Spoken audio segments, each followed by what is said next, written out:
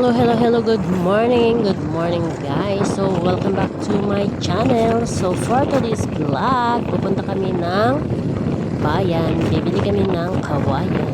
Charot. So, yun, ang pakay namin, bibili ng kawayan guys. Kasi pang gamit.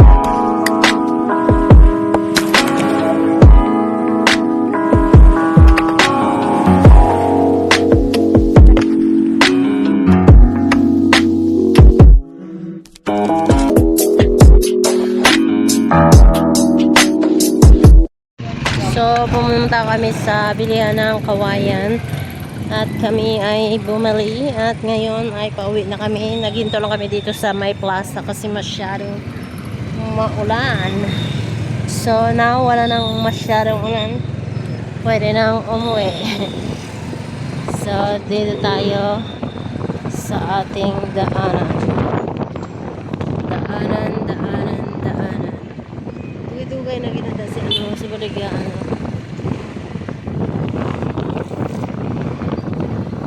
Grabe ang ulan.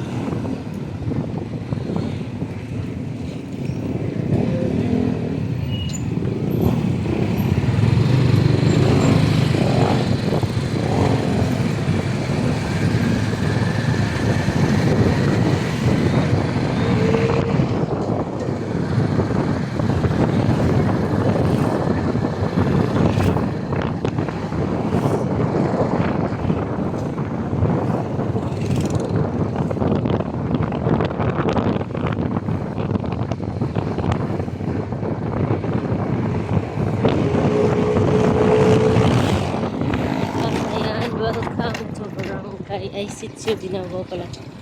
Ayan, Sitio Binabaw, Barangay Carote. See, dito ang aming sitio. Ito ang aming sitio. Ayan, may mga pananim na pakalain. At medyo maulan ngayon dito. Sa maulan dito rin, no? Yan. 1 kilometer 1.5 kilometer ang layo ng aming sitio sa bayan ng Dumagas. Ayan na naman ang grader. Grader bako. Ang bilis niya magpatakbo.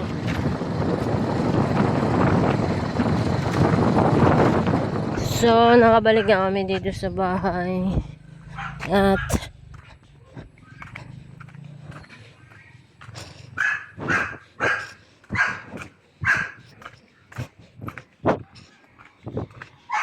mas nabi medyo pa lang.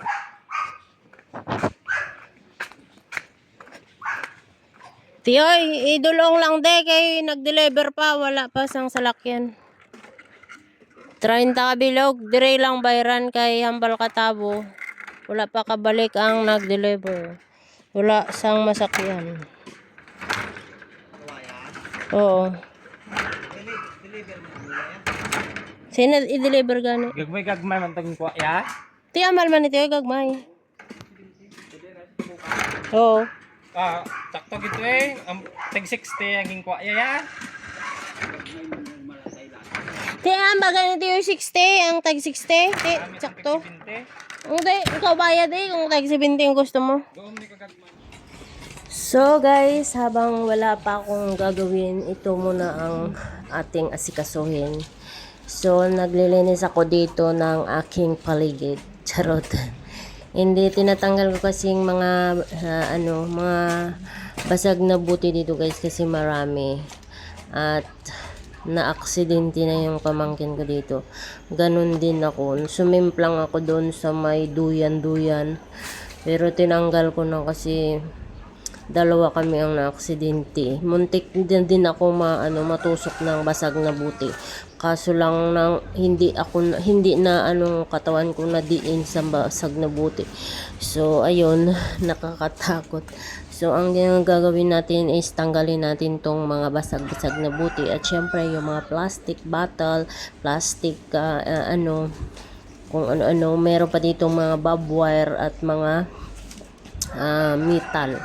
So, pag-iipon-iponin natin to, tapos ilalagay ata to ng kapatid ko doon sa poste na bubuhusan nila para hindi na ito itatapon. Kasi pag itatapon naman to guys, magkukos naman doon sa pinagtapunan mo ng disgrasya. So, mas mabuti nang ilagay doon sa poste na binubuhusan nila para makasama doon sa buhos. So, diba? Pampatigas din naman yun. Pag tumigas na yung semento, di kakapit na doon sa poste, diba? So, ayun. So, maraming ano dito guys, dumi kasi nga ginawa ata ng kapatid ko noon ng tambayan, tsaka ito yung may bato dito na malaki, at tsaka ginawa niya ng bonsai, anong tawag ng bonsai.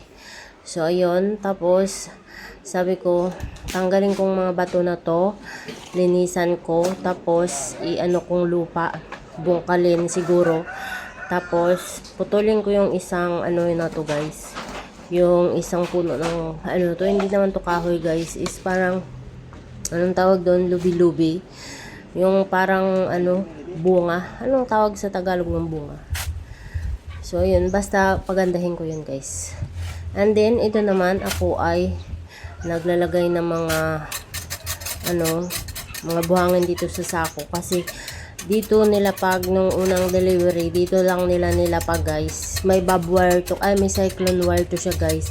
Kaya tinatanggal ko ang buhangin dito para matanggal ko yung cyclone wire. Kasi yung kinakabitan ng cyclone wire dito is kawayan. So nabulok na, nasira na, tinanggal ko. So ngayon dumapa na yung cyclone wire sa lupa. So, kailangan kong tanggalin para malinis siya guys. At saka, syempre sayang din naman yung cyclone wire. So, baka kukunin to ng kapatid ko at ilalagay niya bakod dun sa bahay niya. So, ayun. Wala akong kasama dito kasi nga lahat na nagtatrabaho dun sa kabilang side. So, ako lang ang tao dito. At saka, syempre, walang maghahawa kasi wala akong may nakitang bata dito. So, ayun. Kundi naman na tong baras ang lupa, buhangin na to guys. At saka pag naipasok ko to lahat sa sako, dire-diretso na yung kanilang paghalo ng semento, diba? So sayang, wala naman akong ginagawa, so ako na lang ang gagawa. At saka syempre guys, gusto ko pag nagtrabaho dito guys, malinis yung paligid para makikita mo yung view talaga ng pinagtatrabaho nila. Hindi katulad ng makikita mo yung mga kalat-kalat na tubo, ang kabilya, mga kalat-kalat na mga kahoy, kalat-kalat na mga kawayan, buhangin, blue, at saka yung hollow blocks. Ayoko ng ganyan. Gusto ko pag may trabaho is malinis. Ewan, basta ganyan ako guys. Kahit sa pagluluto, habang nagluluto guys, naglilinis ako ng kalan at saka ng lababo. Ilang bisis ko ulit-ulitin yan. Kahit maraming akong hugasan ko, mamaya lilinisin ko naman. Tapos, meron naman hugasan, lilinisin ko naman. Parang ganun guys. Ayoko kasing makikita na madumi. So, yun, naghalo na ang kapatid ko ulit. Pangalawang halo pa lang nila to guys. Kasi yung hinalo nila kanina is naubos nila kakalagay sa flooring. Hindi pala flooring. Anong tawag doon? Sa may kanal, lalagyan ng hollow blocks. Yung patungan ng hollow blocks, nilagay nila sa kanal guys para pagpatungan ng hollow blocks. Siyempre mag-aasinta sila, kailangan nila ng pundasyon na simento para kakapit ang kakapit ang hollow blocks siyempre. So, ayun, tinutulungan ang kapatid ko ng labor na isa. So, bali ang labor dito guys, tatlo ata, di lang ako sure. So, kasi ang kapatid ko na isa, umalis. So, alam mo naman ang kapatid ko, half day lang yun. So, hindi na bubuo yung trabaho. So, sige lang, okay lang kasi nga, pag nabuo na to yung wall ng bahay ko as in tapos na, meron ng beam, okay na yun guys. Ipara-roughing ko na lang yung mga pader para meron siyang forma, diba? So ito yun guys, tinulungan ako ng pamangkin ko. So nilalagay ko yan dito yung mga bulok na diaper. Hindi kasi yung diaper guys nabubulok sa ilalim ng lupa. So, tinanggal ko to kasi nga nakakalat dito. Kasi nung nagukay ito, itong hinukayan nila ng aasintahan nila ng hollow blocks ang kanal na to guys is dito ng kapatid ko na yan, ng tatay ng pamangkit ko, dito niya rin inilagay, naghukay siya ng butas dyan at dyan niya nilagay yung diaper ng anak niya yan, yung kasama ko, yung tumutulong sa akin. So o diba, ilang years na yung anak na, ngayon 9 years old na ata yan or 8. So hindi nabubulok ang diaper, o di ba? Kita nyo, isang sako yun. Hindi naman lahat diaper yun, guys. Mga tela ata yun. Mga plastic. So, iwan kung anong gagawin ko dyan. Pero sabi ko sa isa kong kapatid, itatapon doon sa pagtatapunan. Pero, iwan, bahala sila. Basta nailigpit ko na. Kasi ko, pag hayaan lang yan dyan sa kakalat-kalat lang yan sa paligid dyan, diba? Kakalat naman ng mga aso yan. So, ayun na guys. So, wala akong maipapakita talaga sa inyo guys na view. Kasi yung video ko na to is naka-steady lang sa isang lugar. Dahil syempre busy rin ako sa trabaho dito guys. So, ayaw ko na mapalipat-lipat ng aking cellphone, ng aking camera. Kasi nakakapagod din. At saka ang trabaho guys, hindi ko matapos-tapos pag nagbibideo-video lang ako. So, yung video ko nilalagay ko lang sa tripod at nilalagay sa isang tabi. So, ayun. Kaya lang, ang ibang kuha ko dito guys is nakuhaan to ng pamangkin ko kasi siya ang inutusan ko. Kaya hindi naman masyadong maganda ang kuha niya. Kaya dinilit ko na lang guys. So, ayun, okay lang guys kasi hindi pa naman sila nagsisimula. Nag-aasinta pa lang sila. Isang hollow blocks pa lang ata nalagay nila doon sa kabilang side sila mag-uumpisa. Kasi yung side na yun guys, ipa-firewall ko yun kasi hindi ko na pwedeng lagyan ng bintana doon kasi yun ay katabi ko ay ang siyempre ang luti ng sa sa tiyahin ko doon. So, ang magiging ko na lang is ipa-firewall ko yun doon. Kasi hindi ko naman mapakinabangan yung view doon. Kasi siyempre may pader na, magagawa rin naman silang pader doon ata. Iwan. So ayun, ang gagawin naman natin is ito, naghahakot ako ng hollow blocks. Kasi nga, kukulang yung hollow blocks nila na nilalagay doon. So kailangan ko silang tulungan. Kasi konti lang naman ang mga hollow blocks na to. Mag-order pa ako kasi naubos na ata yun. Yung in-order ko nung nakaraan. Pero dun sa kabila pa lang kasi guys sila nagawa. So yun, tatapos na yung pangalawang halo ng kapatid ko. So ito yung natira. So bali, tapusin ata ito nila guys kasi magtatanghalian na. Hindi ko sure kung tanghalian to or hapon na. So tatapusin nila to ang halo na to guys pagkatapos ng maghalo ulit mamaya naman siguro.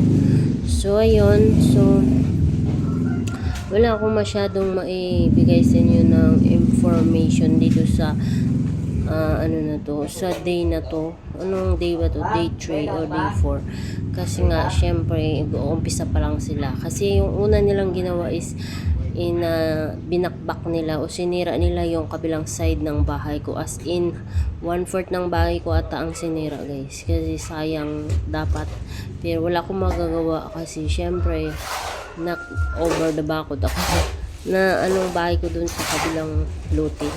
So kailangan ko mag-adjust para syempre naman alam nyo pag sa bandang huli walang reklamo, diba? So at least kahit pagandahin kong bahay ko, at least nasa right nasa ako ng luti ko, nasa loob. So okay naman sana na ganun lang. Ayaw ko naman kasi guys na bandang huling magreklamo, o diba? At least ngayon kahit na konti na lang natira ng bahay ko, o di mas maganda na nasa loob siya ng luti ko. So ayun, ang problema ko nito guys is yung pagkatapos nito is hindi ko pa siguro mapalagyan ng bubong ang bahay ko na to kasi syempre mabigat yung pera na ibibili magpapaano pa ako ng trusses, diba ang mahal yun. So yung roof niya pa hindi ako sure kung magkano. So medyo malaki-laking pera pa ang ating gastusin dito. So, mula't simula nung ginawa tong bahay ko, nasa 300,000 na ata tong bahay ko. 300,000, ano pa lang, pader pa lang yun guys At saka syempre yung bubong dati kasi guys, is yung yero na ordinary lang. So, bali,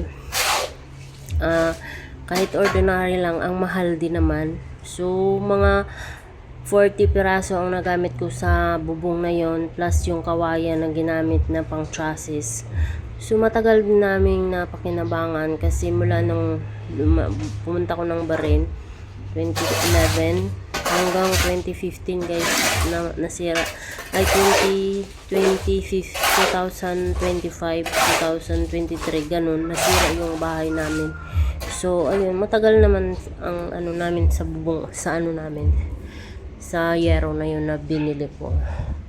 So sabi ko sa kapatid ko na ito yung naghahalo yan dyan sabi ko sa kanya, kasi hindi ko alam naman kung magkano yung mga yero, mga ganyan guys, kasi wala naman akong alam. So tanong ako sa kanya kasi siya nagtatrabaho yan sa construction. So ang sabi niya sa akin, mag-prepare lang daw ako ng 150 plus just in case, kasi yung yero, yung mga pang rivet, mga ganun daw, yung mga trusses, yung mga pang welding, yun daw ang importante. So ang sa roofing siguro daw nasa 50,000, yung mga trusses nasa 60,000. So yung labor pa daw sa tao. So yun, so sabi ko, saan ako kukuha ng 150,000 plus? So sabi ko, pag-iipunan ko na muna kasi wala akong ganun kalaki na pera. Kung meron man ako, di isayang lang, kasi kung ipapadala ko yan doon, hindi ko maipapadala ng buo kasi wala akong pagpadalhan ng ganun kalaki. Bawal naman kasi magpadala ng ganun kalaki guys, kasi syempre ang allowed lang is nasa 50,000. So kailangan ko hati-hatiin ang padala ko. So hindi ko lang sure guys kung kailan to matatapos ang bahay ko. Basta ang importante lang guys ngayon is maipatapos ko to sa 2 linggo ko na bakasyon. Maipatapos ko yung pader yung pader dito sa gilid at saka syempre sa harap, kasi nag-extend ako sa harap guys. Ang in-extend ko sa harap is mga 3 meters at auto and a half, kasi meron akong anong tawag dun guys,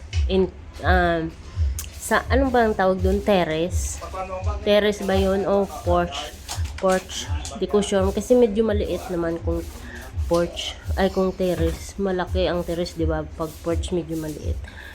So ang gagawin ko guys is,